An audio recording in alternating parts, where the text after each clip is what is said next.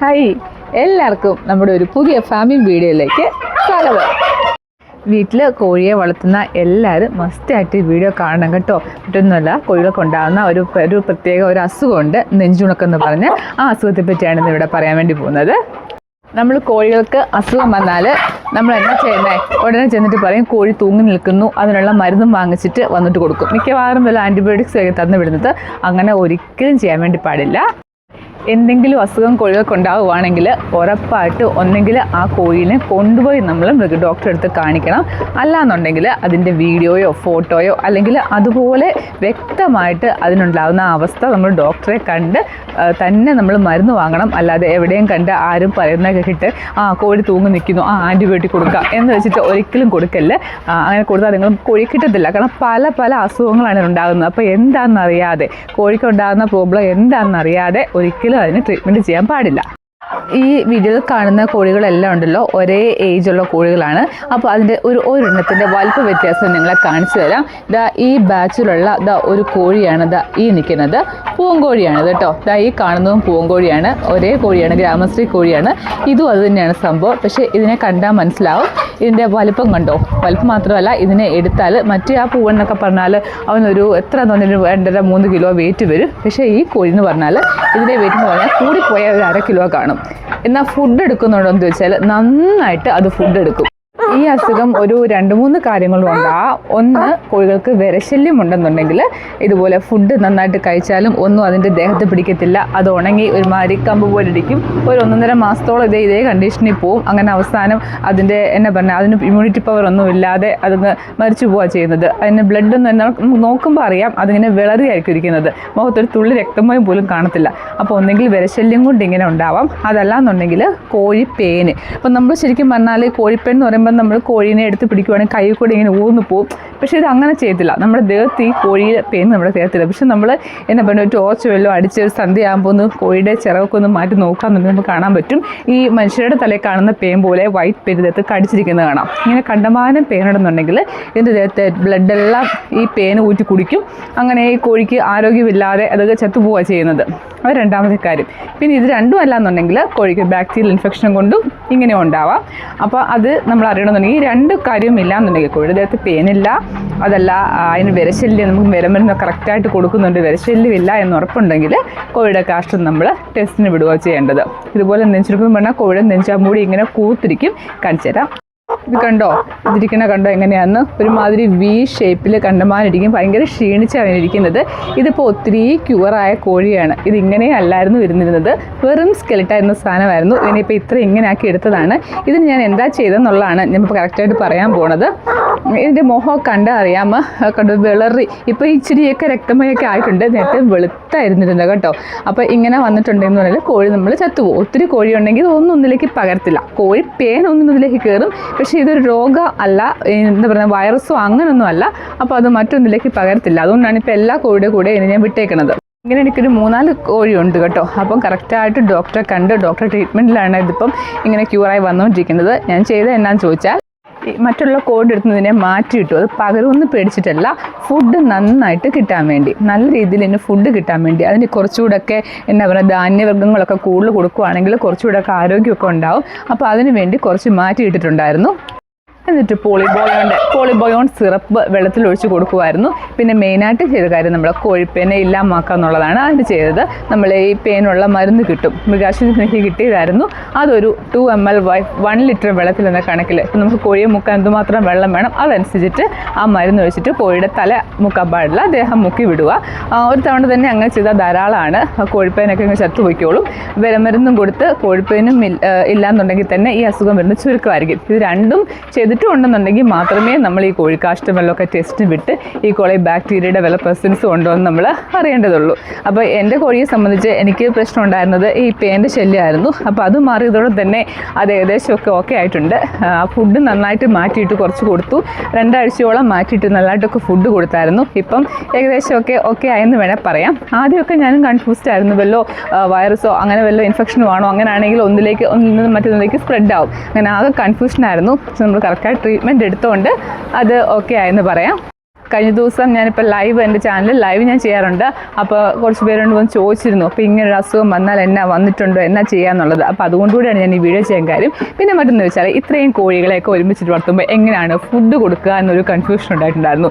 സത്യം പറയാമല്ലോ, ഞാൻ ഇതിനെപ്പറ്റി വലുതായിട്ട് പഠിച്ചിട്ടൊന്നുമല്ല ഞാൻ ഈ കോഴിയൊക്കെ വളർത്തുന്നത്. ഞാൻ ആദ്യമായിട്ട് ഫുഡ് കൊടുക്കാൻ വേണ്ടി കയറിയപ്പോൾ എന്നെ എല്ലാം ആങ്ങണം മറിച്ചിട്ടിട്ടുണ്ട്. നമ്മുടെ മണ്ടയിലോട്ട് ചാടി കയറും. അപ്പോൾ അതെല്ലാം ഒക്കെ സെറ്റായി പഠിച്ച് ഇപ്പം നേരായിട്ടുണ്ട്. ഞാൻ ചെയ്യുന്ന കാര്യം എന്ന് ചോദിച്ചാൽ, എൻ്റെ നേരത്തെ വീഡിയോ കണ്ടവർക്ക് അറിയാം, ഇവർ കൂടിന്ന് പകൽ മൊത്തം ഇങ്ങനെ അഴിച്ചു വിട്ടേക്കാണ് ചെയ്യുന്നത്. ഇതാണ് അവരുടെ കൂട്. അതിനെ പകൽ ഇവരെ ഇവിടെ തുറന്നു വിട്ടേക്കാണ് ചെയ്യുന്നത്. ഇതും ഫുള്ള് ഫെൻസിങ് നെറ്റ് അടിച്ചേക്കുവാണ്. ആ ഫെൻസിൻ്റെ മുകളിൽ ഇപ്പം ഞാൻ വല ഇട്ടേക്കാണ്. അപ്പോൾ ഒരു കാരണവശാലും ഇവർ ഈ ഏരിയ വിട്ടിട്ട് അവർ പുറത്തേക്ക് പോകത്തില്ല. ഇത്രയാണ് അവർക്കുള്ള ഏരിയ. അവർക്കുള്ള വെള്ളം, ഫുഡ് എല്ലാം കൂടിനകത്തല്ല, കൂടിൻ്റെ പുറത്താണ് വെച്ച് കൊടുക്കുന്നത്. അത് ഞാൻ കൊടുക്കുന്നത് ഈ സാധനമാണ് ഞാൻ യൂസ് ചെയ്യുന്നത് കേട്ടോ. ഇതറിയാലോ എന്നാ സംഭവം അറിയാമല്ലോ, ഇത് വെള്ളമൊക്കെ പോകാൻ വേണ്ടി വെക്കണ പാത്തി ഉണ്ടല്ലോ, അതാണ് കേട്ടോ സാധനം. എനിക്കിതിവിടെ നേരത്തെ എൻ്റെ പണി കഴിഞ്ഞിട്ട് കിടന്ന സാധനമാണ് ഞാൻ യൂസ് ചെയ്തത്.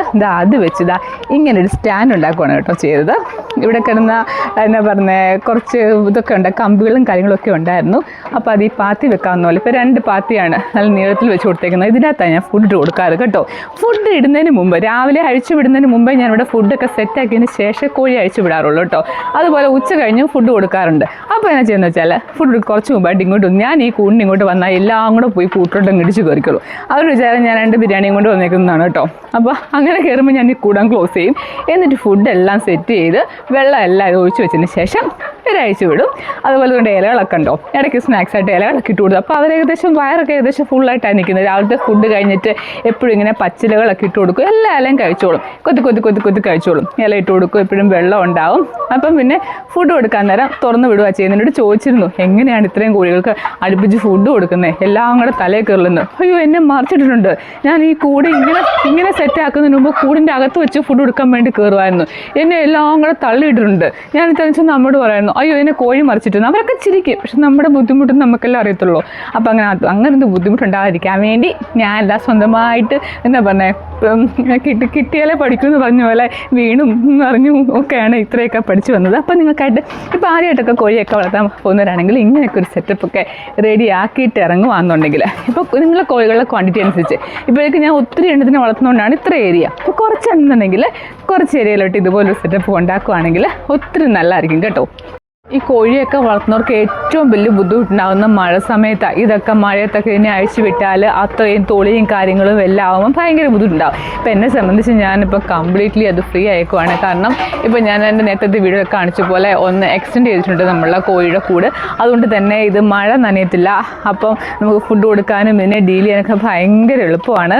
പാതി ജോലി എന്ന് വെച്ചാൽ പാതില്ല, മുക്കാൽ ജോലി. ഫുഡ് രാവിലെ 2 നേരം ഫുഡ് കൊടുക്കുക, വെള്ളം കൊടുക്കുക എന്നല്ലാതെ വേറെ യാതൊരു ബുദ്ധിമുട്ടുമില്ല. പിന്നെ നമ്മൾ നോക്കണം, ഫുഡ് കൊടുത്താൽ മാത്രം പോരാ, ഇതുപോലെ നല്ലതായിട്ട് ക്ലോസ് ആയിട്ട് ഇതിനൊക്കെ ഒബ്സർവ് ചെയ്യണം. എന്തെങ്കിലും പ്രോബ്ലം എന്തെങ്കിലും ഉണ്ടോ, ക്ഷീണം ഉണ്ടോ എന്നൊക്കെ കറക്റ്റായിട്ട് നോക്കണം. എങ്കിലേ നമ്മൾ മുമ്പോട്ട് കൊണ്ടുപോകാൻ പറ്റത്തുള്ളൂ. അപ്പം ഇത്രയൊക്കെയാണ് ഇന്നത്തെ എൻ്റെ വീഡിയോയിൽ ഞാൻ ഷെയർ ചെയ്യാൻ ഉദ്ദേശിച്ചിരിക്കുന്നത്. ഫുഡിൻ്റെ കൊടുക്കുന്ന കാര്യത്തെപ്പറ്റി ഞാൻ പറഞ്ഞു. അസുഖത്തിൻ്റെ കാര്യവും മെയിനായിട്ട് വരുന്നൊരു അസുഖമാണത്, അതിൻ്റെ കാര്യവും ഞാനിവിടെ പറഞ്ഞു. അപ്പോൾ കൂടുതലായിട്ട് എന്തെങ്കിലും കാര്യത്തിൽ ഡൗട്ട് ഉള്ളവർ ഒത്തിരി പേര് പറഞ്ഞു ഈ ഫെൻസിങ് ചെയ്യുന്ന കാര്യം കേട്ടോ, അതിൻ്റെ റേറ്റും കാര്യങ്ങളും അത് ഞാൻ ഒരെണ്ണം ചെയ്യാൻ വെച്ചിരിക്കുകയാണ്. നെക്സ്റ്റ് ഇപ്പോൾ ഇത് ഒത്തിരി ലെന്തി വീഡിയോ ആയിപ്പോൾ. അപ്പോൾ നെക്സ്റ്റ് വീഡിയോയിൽ ഈ ഫെൻസിങ് ചെയ്തേക്കുന്ന കാര്യം ഞാൻ പറഞ്ഞുതരാം. 2-3 ടൈപ്പ് ഉണ്ട് ഫെൻസിങ് ചെയ്യുന്നതുണ്ട്, എമൗണ്ട് വരുന്നതുണ്ട്. അപ്പോൾ അത് ഞാൻ നെക്സ്റ്റ് വീഡിയോയിൽ ഉൾപ്പെടുത്താം. അപ്പോൾ ഇങ്ങനൊരു സംഭവം ഉണ്ടെന്നുണ്ടെങ്കിൽ കോഴിയായാലും താറാവിനെ ആയാലും ടർക്കി ആയാലും എന്തിന് കിളികളെ ആയാലും നമുക്ക് നല്ല സൂപ്പറായിട്ട് ഇങ്ങനെ വളർത്തിക്കൊണ്ട് വരാം. അപ്പോൾ ഇങ്ങനൊരു കൂടാന്നുണ്ടെങ്കിൽ എക്സ്പെൻസിനെ പറ്റി ഒത്തിരി പേര് ചോദിച്ചു, ഞാൻ മറുപടിയും കൊടുത്തിരുന്നു. എല്ലാം കൂടെ ഒരുമിച്ചൊക്കെ ചെയ്യാൻ പറ്റില്ല. ഞാൻ ഒത്തിരി നാളുകൊണ്ടാണ് ഇത്രയൊക്കെ ഒന്ന് സെറ്റാക്കി എടുത്തത്. ഇതാകുമ്പോഴത്തേനും കോഴികൾ അവർ സന്ധ്യ ആകുമ്പോഴത്തേനും അവരവരുടെ കൂടുകളിലെല്ലാം, ഇതിപ്പോൾ താറാവിൻ്റെ കൂടാണ്, അത് ആണെങ്കിൽ മണിത്താറാവിൻ്റെ കൂടാണ്, ടർക്കി ഇതിൻ്റെ അകത്ത് കയറും. ഇത് കോഴികൾക്കെല്ലാം കൂടുകൾ കറക്റ്റായിട്ട് അറിയാം. കൊച്ചു തൊട്ട് നമ്മൾ ശീലിപ്പിച്ചേക്കുന്നതുകൊണ്ട് അങ്ങനെ അറിയാൻ പറ്റും. അപ്പോൾ ആ സമയമാകുമ്പോഴത്തേനും അവരവരുടെ കൂട്ടിൽ പോയി കയറിക്കോളും. പിന്നെ ഈ കൂടെല്ലാം ക്ലോസ് ചെയ്ത് കഴിഞ്ഞിട്ട് ഞാൻ ചെയ്യുന്ന കാര്യമാണ്, ഇതിനകത്ത് നമുക്ക് കുറച്ച് നാടൻ ഡോഗ്സ് ഒക്കെ ഉണ്ട്. അപ്പോൾ അതിനെ എൻഗേറ്റ് വിട്ടാൽ സെക്യൂരിറ്റി ആയി രാവിലെ അവരെ ഇറക്കി വിടും, കോഴിയെ തുറന്നു വിടും. ഇതാണ് ചെയ്യുന്നത് നമ്മുടെ പരിപാടി. ഈസി ആയിട്ട് നമുക്ക് ഹാൻഡിൽ ചെയ്യാൻ വേണ്ടി പറ്റും. പിന്നെ കോഴികൾക്കൊക്കെ നല്ലൊരു വൈറ്റമിൻസും അതുപോലെ ഇലകളൊക്കെ നന്നായിട്ട് കൊടുക്കണം. ഈ നെഞ്ചുണക്ക് വന്ന കോഴിയാണെന്നുണ്ടെങ്കിൽ നന്നായിട്ട് ഈ കീഴാനെല്ല് പോലത്തെ ഇലകളുണ്ടല്ലോ, പച്ചമരുന്നുകളുണ്ടല്ലോ, അതൊക്കെ ഫുഡിൻ്റെ കൂടെ ആഡ് ചെയ്ത് കൊടുക്കാം കേട്ടോ. കപ്പയില, പപ്പായയുടെ ഇല, കപ്പ മീൻസ് പപ്പായയുടെ ഇല, കീഴാനെല്ലി, അതുപോലെ തുളസി ഇല, ഇങ്ങനെയുള്ള മാക്സിമം പച്ചിലകൾ കൊടുക്കാം. ഔഷധ ഗുണമുള്ള പച്ചിലകൾ കൊടുക്കുന്നത് ഒത്തിരി നല്ലതാണ്. ഞാൻ ഇതെല്ലാം കുറേശ്ശെയൊക്കെ വെച്ച് ചെയ്യാറുണ്ട് കേട്ടോ. അപ്പം നമ്മൾ വീഡിയോ കാണുന്നവർ ഈ വീഡിയോയിൽ സംബന്ധിച്ച എന്തെങ്കിലും കാര്യങ്ങളിൽ എന്തെങ്കിലും ഡൗട്ട് ഉണ്ടെന്നുണ്ടെങ്കിൽ കമൻസ് ആയിട്ട് ചോദിക്കാം. നമ്മളതിന് മറുപടി തരുന്നതായിരിക്കും. എന്നെ അറിയുന്ന രീതിയിൽ ഇല്ലെങ്കിൽ എങ്ങനെയെങ്കിലും ഡോക്ടറോട് ചോദിച്ചിട്ടായാലും ഞാൻ ഉറപ്പായിട്ടും അതിന് മറുപടി തരുന്നതായിരിക്കും അല്ലേ? കൊക്കോ അപ്പോൾ അങ്ങനെ തരുന്നതായിരിക്കും. അപ്പോൾ അടുത്ത് ഇപ്പോൾ ഒത്തിരി ലെന്തി വീഡിയോ ഇപ്പോൾ ഒത്തിരി കാര്യങ്ങൾ ഇനി പറയാനുണ്ട്. എന്തൊക്കെയാണെന്ന് വെച്ചാൽ ഒത്തിരി കാര്യങ്ങൾ പറയാനുണ്ട്. അപ്പോൾ അതെല്ലാം ആയിട്ട് ഇനി അടുത്തൊരു വീഡിയോ ആയിട്ട് വരാം. അപ്പോൾ ആദ്യമായിട്ട് നമ്മുടെ ചാനൽ കാണുന്നവർ നമ്മുടെ ചാനലിലൂടെയൊക്കെ ഒന്ന് കൂടി സബ്സ്ക്രൈബ് ചെയ്യാനും അതുപോലെ കമൻസ് ആയിട്ടും ലൈക്സ് ആയിട്ട് തരാൻ വേണ്ടി മറക്കല്ല്. അപ്പോൾ അടുത്തൊരു വീഡിയോ ആയിട്ട് വരുന്നതായിരിക്കും. എല്ലാവർക്കും ബൈ.